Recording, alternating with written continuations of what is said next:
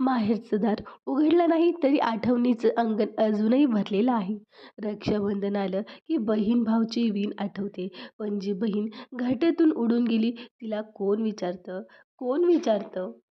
माझं माहेर हरवलं, पण माझी माया अजून जिवंत आहे. मी कमजोर नाही, फक्त हळवी आहे. कारण मी अजूनही तीच बहीण आहे. माझं काही चुकलं का रे? फक्त प्रेम केलं आणि लग्न केलं, तरीसुद्धा मला बहीण समजणं थांबवलं. आई गेली आणि माहेर बंद झालं. भाऊ आहे, पण भाऊ पण नाही. राखीची वाट पाहणं अजूनही थांबलं नाही. पण मी आता राखी पाठवत नाही. पण पण प्रेमात पडले मी आणि लग्न केलं स्वतःच्या मनाने. तेव्हापासून त्या राखीच्या दोऱ्यातलं नातं तुटलं. आई-वडील, भाऊ कोणी विचारत नाही. माझं माहेर जिथे मी खेळले तिथे मला आता थांबायचीही परवानगी नाही.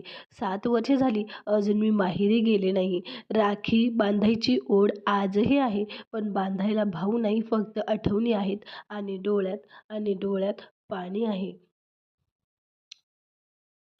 डोळ्यात फक्त पाणी आहे. माझं माहेर हरवलं, पण माझी माया अजून जिवंत आहे. मी कमजोर नाही, फक्त हळवी आहे.